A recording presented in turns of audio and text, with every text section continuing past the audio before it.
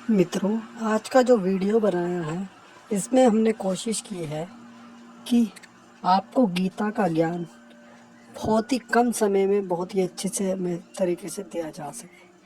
श्रीमद् भागवत गीता क्या है, इसमें क्या निचोड़ बताया है भगवान ने इसमें कैसे बताया है कि आत्मा और परमात्मा का क्या संबंध है।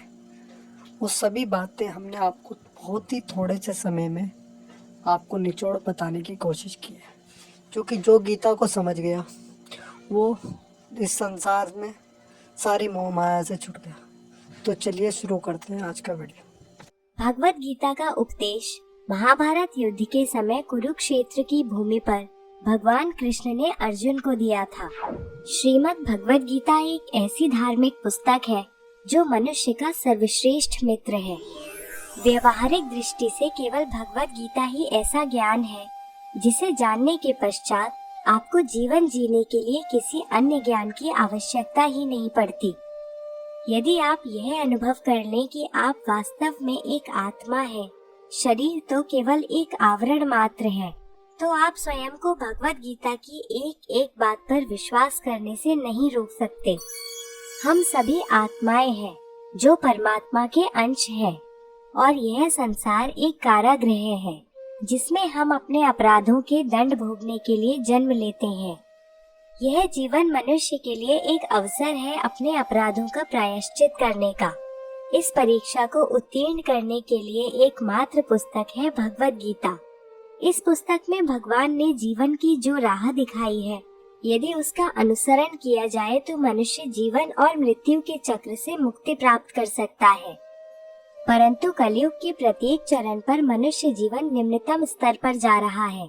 कलयुग में आधुनिकीकरण के प्रभाव में सनातन धर्म का महत्व, भगवान के अस्तित्व पर विश्वास और संस्कृति कहीं लुप्त हो गए हैं।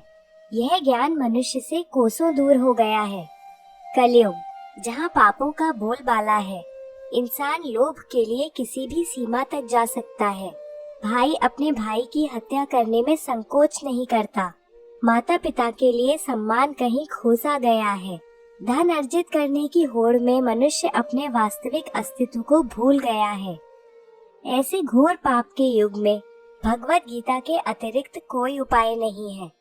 कलयुग में ऐसी स्थिति होगी, इसे ध्यान में रखकर ही भगवान कृष्ण ने लगभग 5000 वर्ष पूर्व ही मनुष्य के हित के लिए गीता का उपदेश दिया था। जो व्यक्ति कलयुग में भी भगवान के दिए इन उपदेशों का पालन करते हैं, वो उद्धार की राह पर अग्रसर होते हैं। कुल 18 अध्यायों में 700 श्लोकों के माध्यम से भगवान ने जीवन का ऐसा रहस्य बताया है जिसे जानने के पश्चात मनुष्य को ऐसी संतुष्टि और प्रसन्नता प्राप्त होती है जो संसार में कहीं भी नहीं मिल सकती। भगवान को कैसे प्राप्त करें, यह राह भी भगवत गीता आपको बताती है।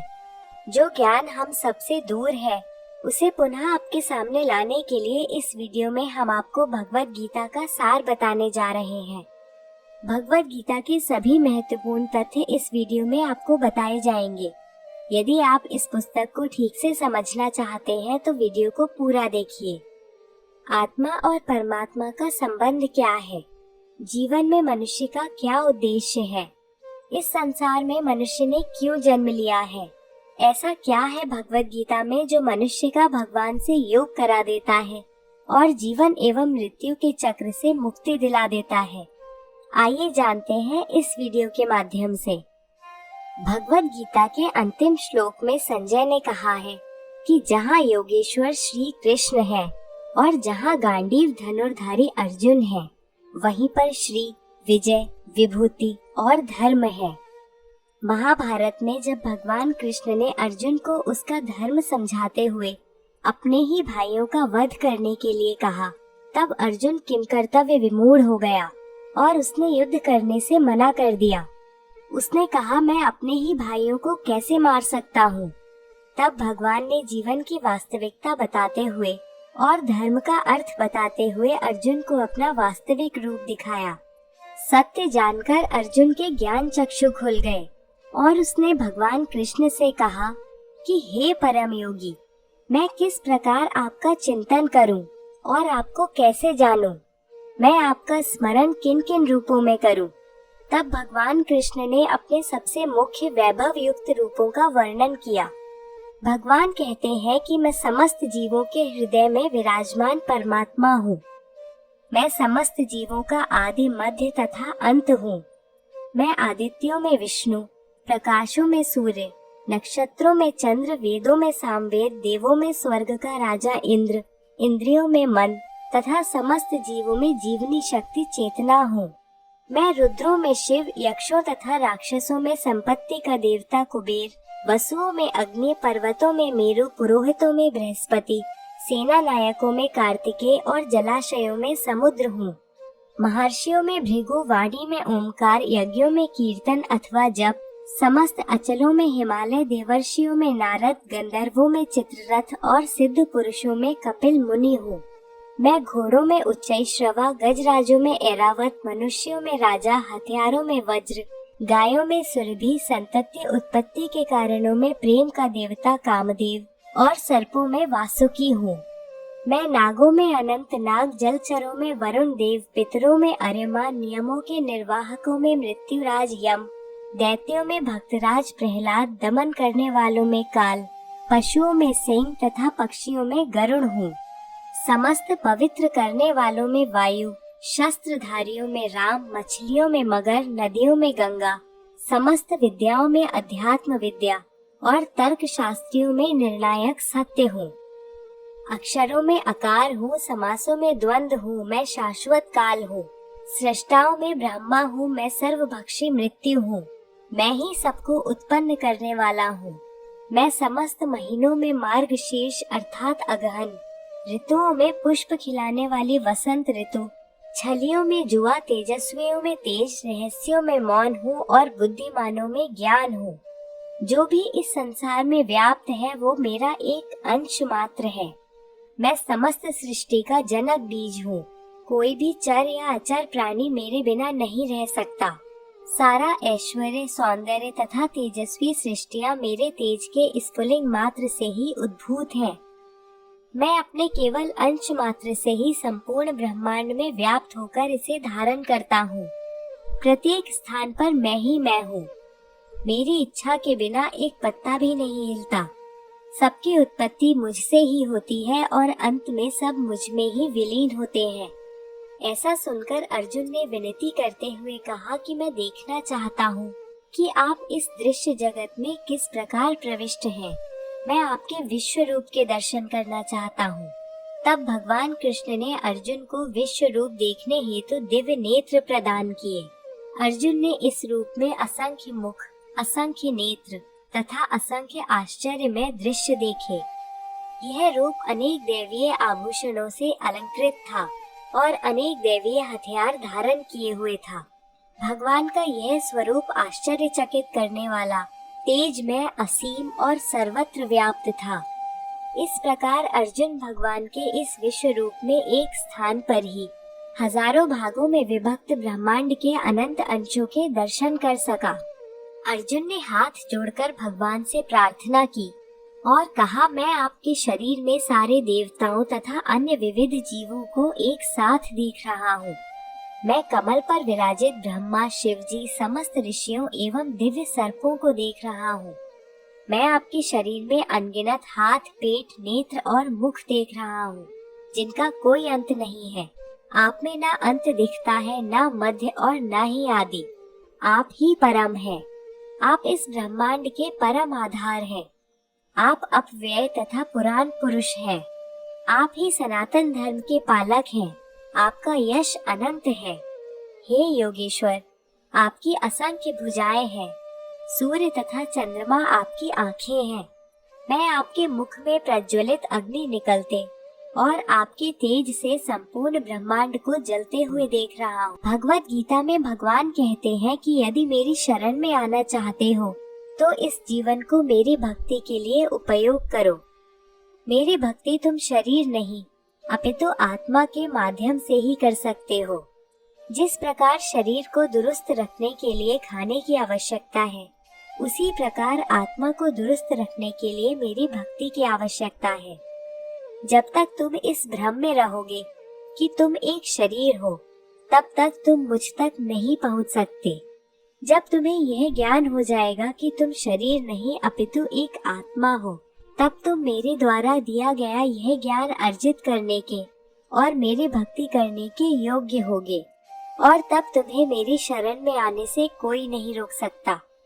इस संसार में जो भी तुम छूते हो, चखते हो, देखते हो, अनुभव करते हो, वो सब मेरी ही रचना है, परंतु मैं स्वयं इन सब से परे हूँ। इस संसार में अपनी इंद्रियों के माध्यम से तुम जो भी अनुभव करते हो, उससे आत्मा का कोई संबंध नहीं है। भगवान कहते हैं कि आत्मा को कोई नहीं मार सकता। इस संदर्भ में भगवद गीता का एक श्लोक है, नैनम छिन्नन्ति शस्त्राणि नैनम दहति पावकः न चैनम क्लेदयन्ते आपो न शोषयति मारुतः। अर्थात इस आत्मा को शस्त्र नहीं काट सकते, इसको आग नहीं जला सकती, इसको जल नहीं गला सकता और न ही वायु सुखा सकती है। भगवद गीता में भगवान ने कहा है कि मनुष्य जीवन एक ऐसा अवसर है जब व्यक्ति स्वयं की आत्मा को परमात्मा में विलीन कर सकता है, और केवल भक्ति के द्वारा ही यह संभव है। इसलिए ही कहा जाता है कि मनुष्य जन्म प्राप्त करना सौभाग्य की बात है। 84 लाख योनियों में जन्म लेने के पश्चात मनुष्य जन्म प्राप्त होता है। इस जन्म में भी मनुष्य की परीक्षा भिन्न भिन्न प्रकार से होती है। जैसे माया के चक्रव्यूह में फंसकर व्यक्ति केवल लोभ, असत्य, व्यभिचार, जुआ आदि की ओर आकर्षित होता है और अपना परमात्मा के साथ संबंध भूल जाता है। आत्मा का परमात्मा के साथ संबंध ही स्थायी है। सभी सांसारिक संबंध जैसे माता पिता, भाई बहन, पति पत्नी, संतान और अन्य संबंध अस्थायी है, अर्थात केवल एक जन्म तक ही सीमित है। जैसे ही आत्मा दूसरा शरीर धारण करती है, सभी संबंध बदल जाते हैं। भगवान कहते हैं कि आत्मा का स्वभाव सत-चित आनंद है, अर्थात सदैव आनंदित रहना। आत्मा इस दुनिया के दुख, सुख आदि से प्रभावित नहीं होती। मनुष्य जीवन के 4 स्तंभों धर्म, अर्थ, काम और मोक्ष का ज्ञान जिस व्यक्ति को हो जाता है, उसे इस संसार से मुक्ति मिलना निश्चित है। धर्म का अर्थ भगवान भगवद गीता में विस्तृत रूप से बताते हैं। हिंदू, मुस्लिम, सिख, ईसाई आदि धर्म नहीं है, अपितु मनुष्य को कर्म करते हुए जीवन कैसे जीना है, जीवन का सदुपयोग कैसे करना है, शास्त्रों में उल्लेखनीय नियमों का पालन करते हुए जीवन व्यतीत करना ही धर्म है। अर्थ का संबंध है इस संसार में आत्मा अपने अस्तित्व का अर्थ समझे। इस संसार में रहकर सभी संबंध निभाते हुए, कर्तव्य करते हुए और सांसारिक जीवन का सुख भोगते हुए इस जीवन रूपी गुत्थी को सुलझाकर स्वयं को परमात्मा से जोड़ने का कार्य करे। तीसरा स्तंभ है काम। भगवान कृष्ण ने गीता में कहा है कि प्रत्येक मनुष्य काम, क्रोध, मोह, लोभ, ईर्ष्या और अहंकार से पीड़ित है। मनुष्य को चाहिए कि वो इन मानसिक स्थितियों को नियंत्रण में रखते हुए जीवन यापन करे, क्योंकि इन भावनाओं से प्रभावित होकर मनुष्य कभी भी परमात्मा की शरण में नहीं जा सकता। चौथा स्तंभ है मोक्ष। जब तक मनुष्य इच्छाओं का त्याग नहीं करेगा, तब तक मोक्ष के द्वार तक पहुंचना असंभव है। भगवद गीता में भगवान कृष्ण कहते हैं कि मनुष्य की इच्छाएं उसके इस संसार में आने का बहुत बड़ा कारण है। यदि मनुष्य लोभ, इच्छाएं, अहम आदि का त्याग कर एक सादा जीवन व्यतीत करे और सभी नियमों का पालन करते हुए मेरी भक्ति में लीन हो जाए, तो आत्मा को मोक्ष अवश्य प्राप्त होगा। परंतु उससे पहले अपने पाप और पुण्यों के अनुसार आत्मा को स्वर्ग और नरक भोगने पड़ते हैं। यदि कोई आत्मा स्वर्ग की ओर आसक्त हो जाती है, वहाँ की भव्यता देख विचलित हो जाती है, तो उसे वहीं रहना पड़ता है और उस जन्म में उसके लिए मोक्ष के द्वार बंद हो जाते हैं और पुनः मुक्ति पाने के लिए एक नया शरीर धारण कर आत्मा को पुनः सभी प्रयत्न करने होते हैं। जहाँ भी किसी इच्छा या लोभ ने जन्म लिया, वहीं पूरी मेहनत पर पानी फिर जाता है और दोबारा जन्म लेकर परमात्मा तक पहुँचने के रास्ते खोजने होते हैं। जब तक आत्मा अपने अस्तित्व को नहीं पहचानती, तब तक उसे कर्मों के अनुसार नए नए शरीर धारण करने पड़ते हैं। भगवत गीता में कर्म योग, भक्ति योग, राजयोग और ज्ञान योग का वर्णन है। जब मनुष्य शरीर द्वारा कर्म करके परमात्मा के साथ योग करता है तो उसे कर्म योग कहा जाता है। कर्म योग में व्यक्ति सदैव परमात्मा द्वारा बताए गए नियमों का पालन करते हुए कर्म करता है और परोपकार करते हुए जीवन व्यतीत करता है। भगवान कहते हैं कि यदि कोई व्यक्ति स्वयं को मुझे समर्पित कर दे तो उसे मैं प्रसन्नता पूर्वक स्वीकार करता हूँ और उसे अपनी शरण में ले लेता हूँ। भगवान की ओर ऐसे समर्पण को भक्ति योग कहा गया है। गीता में भगवान ने कहा है कि यदि कोई मनुष्य ध्यान के उस स्तर पर पहुंच जाए जहां वो सभी चक्रों को सिद्ध करके कुंडलिनी जागृत कर ले तो वो परमात्मा से योग कर सकता है। इसे राजयोग कहा गया है। जब मनुष्य को अपने अस्तित्व के विषय में जानने की जिज्ञासा होती है और वो अध्यात्म के अभ्यास के ज्ञान की प्राप्ति करता है और फिर परमात्मा के साथ योग करता है, इसे ज्ञान योग कहा जाता है। तो आइए भगवत गीता मनुष्य जीवन के जिन रहस्यों का वर्णन करती है उनको समझकर जीवन को सार्थक बनाएं।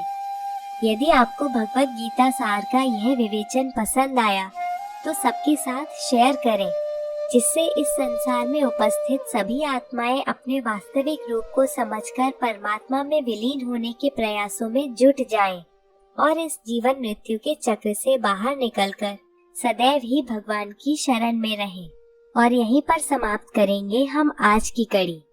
आपसे जल्द ही भेंट होगी एक नई जानकारी के साथ। हरे कृष्णा।